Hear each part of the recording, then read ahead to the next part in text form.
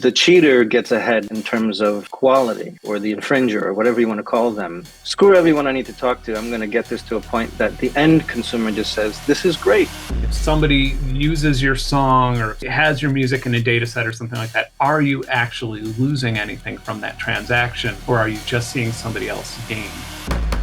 So, as I'm sure you're both aware, there's a nice big lawsuit by our majors, right? Sony, Universal, and Warner against the two biggest music AI platforms, Suno, Udio. And if I could just quickly UFC summarize... 305, right? Isn't that where that's happening? Yeah. So as this is, essentially what's going on here is that they are claiming that these platforms took the music. They don't identify in the complaints how, but they downloaded copies of our music through publicly accessible platforms, which actually the CEOs of these platforms have said something to that effect. They're like, we have accessed publicly available music without specifying what that means. Are you going into Spotify? So we don't know. But what the complaints allege is that the platforms download copies, train the AI. AI is now spitting out new music, but they go, it's not new music. It's actually imitations. And we have all this evidence, right? And we went through this in a separate video, but just, thousands and thousands of examples of times that music that was spat out was essentially a cover song. It was like basically the original. So with that being said, Ben, let me go to you first real quick, because you had an experience where you were searching for your own music. What happened? What platform were you using? I believe it was Suno. I searched for my own music, and it almost certainly, it would be very hard to argue that it wasn't sampling something from my music, or it was resynthesizing it in a way, because I guess it wasn't sampling, it was resynthesizing it in a way where one would think that it was sampled. And it just becomes this weird philosophical argument where it's like, what's the difference between resynthesizing audio? Like, I resynthesize drums all the time. I guess you wouldn't call it AI, it's called additive synthesis, but it sounds exactly like the drums that I could be sampling from. You could resynthesize something to sound exactly like the WAV file. So it's like not really any different. It's just a different way of generating the audio. Could it be fair to say that it was like, if I was going to go and try to copy your music, it's not quite the same thing. I'm not actually sampling, but you're saying it sounded like I kind of put most of the same kinds of sounds together. But you would call it a new work. It's not really sampling. That's what you think. Yeah, it definitely, I would call the new work that was, obviously heavily inspired by songs that I made, which, humans do that with other people's music, sometimes mine. And I don't really care. So I wasn't really upset about it. I do think, though, that in those types of, when artists are getting mad about it, I think that they're often getting mad at the wrong thing. Like, I think they should be mad at Andreessen Horowitz, the capital firm that's giving millions and millions and millions of dollars to these companies to be collecting and scanning all of this music and be making data sets from it, only to resell it. Like that, if people are going to be angry about this in that way, that's who they should be angry at. They should go down the portfolio of these capital firms that are investing in these companies and just not buy any of the products. Like that, it's pretty simple to actually fight back that way as a consumer if you're angry about AI art and AI audio. Okay. So, and Mike, I'll take this to you. So, part of the complaint is they're saying the new music that's being generated is imitating. So if it's an imitation, right, so it listened and came up with something substantially similar, they're alleging copyright infringement because that's a derivative work under the Copyright Act.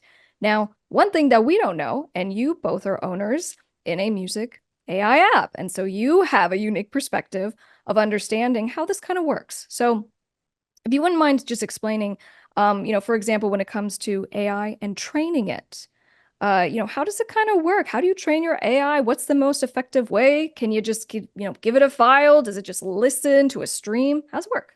I think we could definitely talk to the voice side of this in great detail. When speaking about the training of voice, and in relation to VoiceSwap, the company that we're both co-founders of, along with a slew of others, it essentially is us asking an artist, and Ben has done this for a few artists actually with that gear and his setup over there. Well, previous studio setup. Yeah, I have. I'm recording one tonight. Yeah. Yeah, and what's essentially happening is there's plus or minus 40 minutes of someone recording from scratch, original recordings of their voice. And in this case, what we're trying to capture, or what we want the AI technology to capture, is those characteristics of that person's voice. So we want to capture the texture, the tone, the timbre, their chest sound, how they perform, like all those nuanced characteristics of their voice. And then when we're essentially going to be able to capture that with, and correct me if I'm wrong, Ben, it's like about 40 minutes is the sweet spot. There's, you can do more. But that's what essentially a base model takes. And the base model is what's been trained on hours and hours and hours of vocals, to even start to articulate what the artificial intelligence deems the human voice to be. And those two things together, not going too much into detail, are what gives us the capability of creating, a voice likeness of somebody to be able to do many, many things, some of them being utilities, doing radio spots without having to spend that time, or doing really amazing creative things that, you're creating collaborations, demos, or even releases with that. And the thing is that if you pay an artist, if you make them part of the AI economy and you say, this is your voice that we're reselling, so let's include you in this. So when you do that, then you end up with phenomenal quality AI vocals. Your data set, a data set's only as good as what you put into it. And in this way, we're putting into it customized vocals that we're recording with great microphones and great settings and, with great file quality. It's not just something where an app tried to remove the music and they have these squeaky vocals. And that's what, more or less, that's what most of our competitors are using. And so, but in that process, you also generate a new form of intellectual property for musicians, which is, I don't think nobody asked those questions when this whole thing was happening. They were just scanning everything and just trying to build the first data sets to use and the first models. And so that's why we're involved in this in the beginning. I think every single person involved with Voice Swap became involved with Voice Swap because they were frustrated with what was happening with AI and music and AI and art, and they kind of hated it. And then we just kind of all collectively, I just straight up texted Mike and I was like, hey, we should have a meeting. You should meet these guys. We should just do this. And it was just like that. And we just became a company that way because we're just frustrated with tech siphoning money out of music. In this case, there's an artist that's going to go to Benn's studio, and this person is the rights holder. They are the person that literally owns their voice. And before this technology, a vocalist, an artist, a singer, the value, or maybe the commercial value of their voice really was defined based on its contribution to a recording or a live performance. Like now with this technology, their voice has another IP. There's another value to what Ben just said, where artists can go back to their record deals or their publishing deals or whatever other deals they have with partners and say, I have IP in terms of my vocals and my voice. Would you want to include it in the deal? And that's additional leverage. That's the one thing that really excites us differently in that arena, in the voice arena of AI, than the generative music side. But it should be a similar principle. If you pay, and then those rights holders, whoever they are, in this case, labels and other entities, they will give you more. And then you have a much more qualitative thing that you're creating. The other thing that's really interesting is reading about some people using licensed, in terms of training, gen music platforms that they don't have as much of a qualitative element as some of the others that are technically doing this illegally. Yeah. And that's actually the other big thing that's probably the disheartening part. And that's something that I'd say personally bothers me. The cheater gets ahead in terms of quality, or the infringer, or whatever you want to call them. But that's only in music. Yeah. In the gen music space, because they're doing the thing that, Ben, you talk about quite often, right? The blitzscaling, the other pieces. Like they're just basically, screw everyone I need to talk to. I'm going to get this to a point that the end consumer just says, this is great.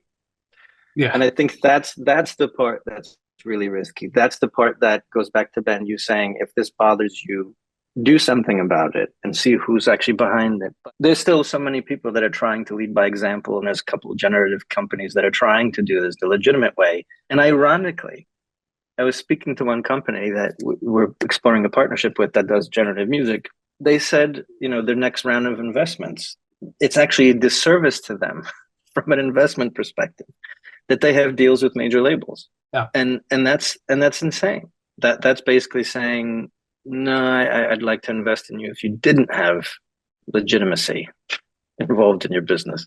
It's so funny because I've described our business model to people, and they've been like, people in tech, and they've been like, well, there are other voice clone services out there, and they're not paying artists. So like to an investor, you're kind of not, you're paying artists. You're not going to make as much money for the investor. And I have to like bite my tongue because there's a lot we can't say publicly, but if you saw our client list, it's insane. Like in terms of like, big clients that are interested in this technology because they know that it's professional quality, the vocals, whether it's spoken word, whether it's translation, whether it's singing, it's professional quality, but also it's immune to any future legislation that might come down the pipes in Senate with in relation to AI and things like that. And so it's not going to bite them in the ass. Data that it trained on is what you're saying. You go, we've already done our due diligence. And we don't have any problems about where did you get your stuff from? Did you get a license? Which is what these major labels are claiming. They go, you didn't license anything. You didn't pay us anything. It's copyright infringement. And under copyright law, that's no good because they can get statutory damages and they can, in a number of claims, like we're talking about millions of dollars. Just so very quickly, so your viewers understand, I'd like to explain the difference between a base model and a custom model. Please. Like, because those are two different things. Yeah. So like in music, for example, with any of these music sites, there's base models. Base models it's almost as if you take this massive amount of data and through learning but I guess the best way I could describe it would be like if you had a bunch of sand on a beach and then you made a sand castle by removing some of the sand and sculpting out what you think a castle looks like and doing it billions, trillions of times until you finally get a really good looking sand castle from learning from the last time you did it. That's generally what base models are doing. And the things that a base model is learning aren't things that you would want copyrighted. Like, for example, if you hit a crash cymbal in a rock song, you want to hit the kick at the same time. That's generally what's done because otherwise it sounds a little jarring to the ears. Or jazz having a 2-5-1 chord progression of some sort, or a pop song having like an intro verse chorus type of timeline in the song. So these are the things that a base model learns, and it learns general things that exist in music. And then the custom models over that's when you tag something like the Beatles and then scan all of the Beatles music and start building a custom data set on top of the base model. In voice, it's very similar. Language and what's going on here and here when I'm speaking is very complicated. And so AI needs to figure that out in a base model. And then above that, if I wanted to take your voice and make a model of it, that would be the custom model on top of the base model. So at VoiceSwap, we are the only, to my knowledge anyway, we are the only vocal inference AI company that has a custom base model. So like everywhere through the entire process, we're not using any data that would be claimable. Like we have a record of every single thing that we've used. Become your own record label, which is literally if you're like, hey, I want to start a record label. Cool, I got you. Understand the entire music business. I want to set up my LLC. I want to do the marketing. It's a lot. So for example, sync licensing, for example, music marketing, it's significantly cheaper than anything you would ever get from a law firm as far as all the stuff that comes with it. And you want to make 6 figures from your music career and you want to do this for real. Like I'm going to give you what you need. The opposite, my understanding is the base model, you're starting basically from scratch. You said it much nicer than that, but basically starting from scratch, building, and then you get to customize. Open AI. So if I'm a music app developer and I'm like, I'm going to use the Open AI and start from there, it's already trained up. It's a lot cheaper. My understanding is most people do this because you already have a framework to build in. But are you saying that maybe it's already trained on things that we don't know about? And that's the risk in it for something, or a company kind of like what you guys are doing? The vocal base models for that, there's one called Sobit's SVC, there's one called RVC, anybody who's like really techie into AI is probably even familiar with some of this stuff and maybe even run it locally on their own. They're open source, and what data that they've been trained on an enormous amount of data for a very long period of time. And there is no cataloging of that data. And it would be very foolish to assume that they've went through what we went through to find data that can be used and get permission, or use something where legal resources on our end are actually clearing it, right? Because these are, the people making these models are brilliant, but they're also like 17-year-old kids in Japan. So it's not really, they're just making an open source model. And then that's what all the services are using. Like if you have vocal inference or voice cloning or exchanging happening inside a plugin or an app or something like that, it's generally just using one of those open source models and just selling you use of it on their server. And that's how we started out. And pretty quickly we were like, wait, what if we need to be sure? And then we just started training our own base model. And then it turned out that the quality was way better than the other ones. And so that's where we're at now. It's almost like you're building a house. However, someone already filled in and created the foundation for you to build your house on top of it. But you're not allowed ever to look into the basement, or you're not ever to look into the foundation even below that. But you're allowed to build on it. Yeah. So there's a gamble of not knowing if you're going to have fallout of whatever you end up building on top of that. And and most people are they have a blind eye to that, which I think is crazy from a artistic music community, let alone business perspective. That going back to your example of, there's inference and imitation. And I remember, decade or more ago, when the Black Keys became like commercial gods, right? And they just were in every single commercial for pizzas and God knows what else, and cars. And they started actually then saying no to syncs and whatnot. So then companies decided to just write around them, and they started to create imitations that just ridiculously sounded like some of their hit tracks, but just in, guitar licks that are in reverse order or whatever.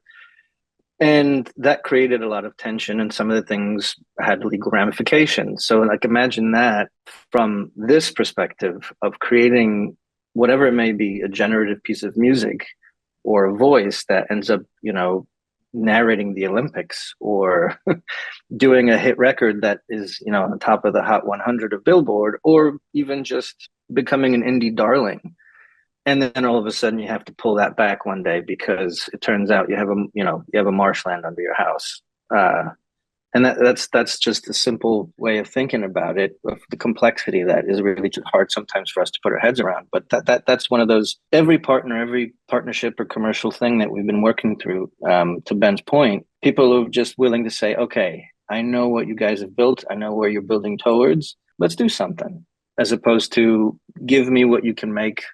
Let's blitz this at some scale, and then the novelty at one point will wear out, and we don't know where we are with all the money that we put into this, whatever this is. So back to the lawsuit, right? So if there is copyright infringement occurring, as the labels are alleging, they're saying the amount is unimaginable. We're talking about the generation of over 800,000 sounds on Udio's platform alone every single day.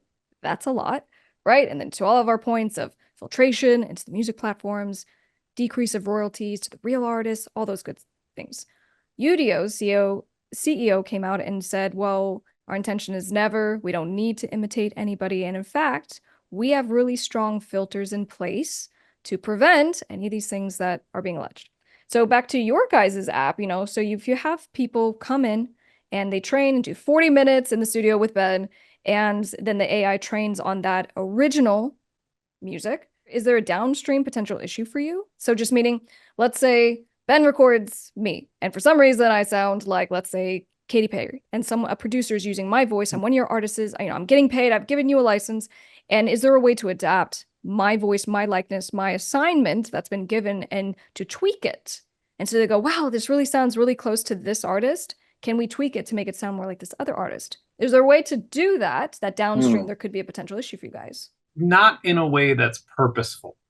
Like, not in a way where you could like put more treble on a guitar or something like that. Right. Because it is a little bit too complicated. And if I had you here to record your own voice model, and you started singing Katy Perry, I would stop you immediately because that's copyrighted material, and we have to be absolutely sure that we're not using any of that. So I would say sing your own songs, or you're going to be singing Happy Birthday and Yankee Doodle for the entire night. So then what do you guys think is happening? You know, Udio and Suno, they're like, no, we have these really strong filters in place so that it does not, or that it is original music. What's happening?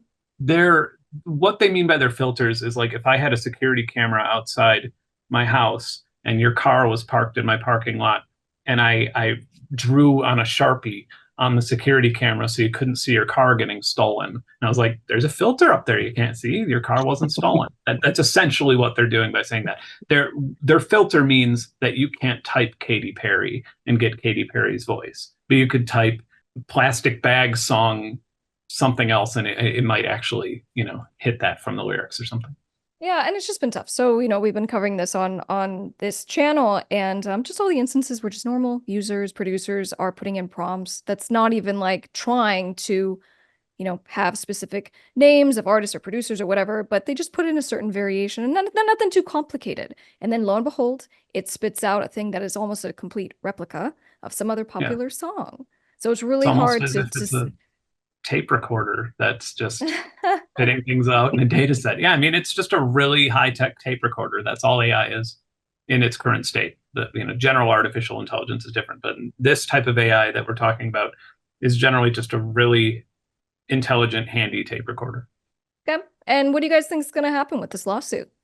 I could tell you what I hope doesn't happen. What's that? I really hope that, what was it? Suno got 125 million. I think it was the number on their last raise. Yeah. Mm-hmm. If I had to guess, I'd wager that a significant amount or a healthy portion of that was ring fenced for licensing and fees. And what I really hope is it doesn't become another blanket deal, like a blanket fee deal, meaning, this company pays these labels or entities a large check and says, here's this for a couple of years, and then we'll get back to you in a couple of years and start to actually pay you and calculate and do business in real time or close to real time, not real time.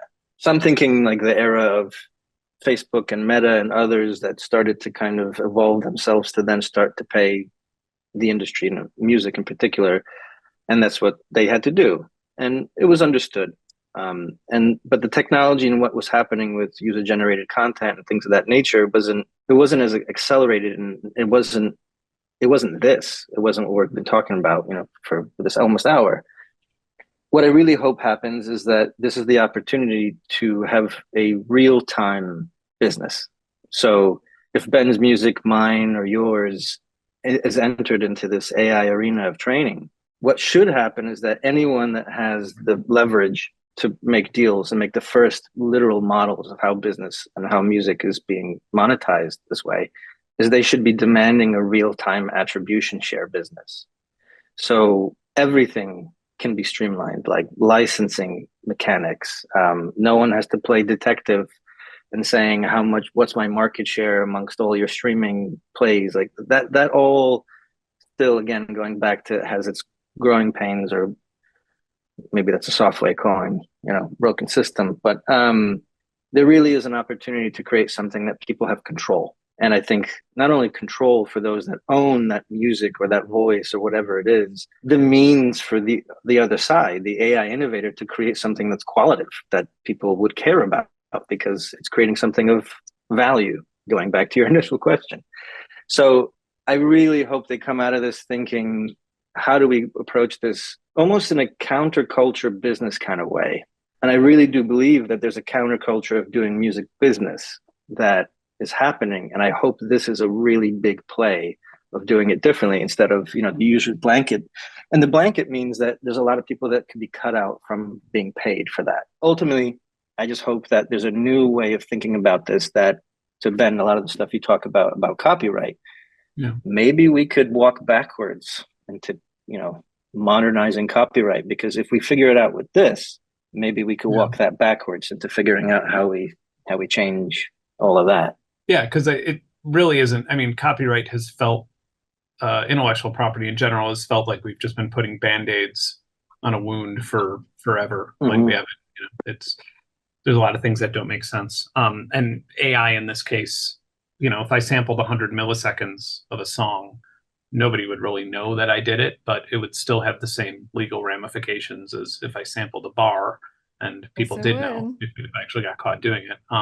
So it's really, you have to ask yourself if it's meaningful, and not only with copyright, but with a lot of the way that musicians look at the value of their own music. I feel like people are always concerned with who's making money off of their music or off of something like that, which is valid. But it's also worth asking, are you actually losing something? If somebody uses your song, or if somebody's has your music in a data set or something like that, are you actually losing anything from that transaction, or are you just seeing somebody else gain? And like I said, both are valid, but just for your own, and say I'm completely against AI using people's music without their permission. That's literally, we started a company based on that, based on being against that. But it is worth asking those types of questions to yourself, just to lower your own stress levels and get back to writing music because you like doing it. It makes you happy. It's good therapy. It's not necessarily always an economic transaction. So Ben, same question. What do you think or hope happens related to this lawsuit with the major labels suing the music AI platforms for copyright infringement? I mean, I think a lot of it will depend on what Senate does, and what new laws are put in place regarding AI. With laws like this in Senate, it's not a comparatively big issue because there are wars happening in the world right now, these big things like that. And so what'll either happen is it'll just sporadically, I'll get a call on a Tuesday from a senator's technology aide, ask, hey, does this happen? Hey, does this work this way? And what do you think about this company? And then the next day, out of nowhere, I'll see a press release saying that this got voted through, or it'll get wrapped in another law, like, law saying that like children aren't allowed in libraries anymore, and then it'll get wrapped on that other one, whatever stupid law we're going to be passing next in this country. I am a little worried that media conglomerates are going to try and influence our legislators to make things a little bit too strict, to make copyright a little bit more vague. That would be problematic. I thought about that earlier when we were really angry about AI artwork, like over music, before the music thing really took off, where it was just kind of, a lot of people were pushing for copyright to be a little bit more vague so it could protect against AI art generators. And I thought to myself, like, well, do you want a world where Disney can sue you for taking a picture of a mouse? Like, because they will if they have the chance. So do we want to allow them to do that? And then ultimately, with Senate, I mean, at the risk of sounding a little bit too pessimistic, I feel like explaining AI inference and base models to the average US senator is a bit like, I don't know, explaining the plot of Lord of the Rings to a worm. It's just kind of like, they're not there. Like, they don't care about tech. They're not familiar, and they're not taking the time to actually think about it. And so it's going to be based on what's told to them by the people who are surrounding them the most, which is usually people that are coming in from media conglomerates and things like that. Well, guys, for the sake of time, I want to thank you both for being here. It's super interesting. And, Mike, if you wouldn't mind, give the good people a quick rundown of, kind of who you are, your background, and just your interest in music business in general. Mike Pelczynski. I've been in the music business side of things for 20 plus years. Was at a major, was at a DSP, have an advisory agency, and obviously working with Benn at Voice Swap. And it also have been my family. Basically, both my families are musicians that emigrated out of Poland, so that's why I'm even here. So I grew up around musicians, that culture and community. It was very tight and small, and I myself have been involved in music and making music since as far as I can remember. I've inherited this kind of emotional debt of my family when it comes to musicians and this side of, I guess you could just call the music business side. So whenever you see something happening again and the whole thing is being challenged again, hence Ben and myself, we've been talking for a few years about stuff. And here we are together at a company and trying to do the right thing and honestly trying to lead by example. Ben, For those who are not aware of you, what do you do? And what's your interest in the music business? What do I do?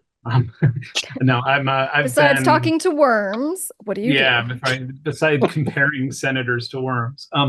I've been a professional musician my entire adult life, and then I ran a nonprofit music school, ran a nonprofit record label, started getting into research as well, started a YouTube channel that is both music and that like music stuff and also science education. And about to Probably hit had more. 400,000, I saw. Congratulations. Very exciting. Did I? Almost. Last Oh, I checked. I haven't looked in a while anyway. So not to be like above it, I've just been like not doing that. And yeah, and then I came into Voice Swap. Dan Stein, DJ Fresh, he was the original founder of it, and he kind of pestered me a bunch to get involved with it. And I was like, I don't want to be a voice cloning thing. And then one day it kind of clicked, like his vision. And I started thinking in terms of what we were talking about earlier, like creating a new form of intellectual property. And then I thought about how much I hate what all of these tech companies are doing with people's likenesses and people's intellectual property. And like most things in my life, spite fueled me to to go great distances. I like that. I started my first business when I was like 16, but really it was the anger and the frustration about the music business that drove me to start my first label, to start trying to help people, to be like, you know what, maybe I will be an attorney. So I can appreciate that. So much we didn't cover, but we'll just leave it there, guys. Thank you very much again for That's your great. time. Yeah, Bye, guys. All right.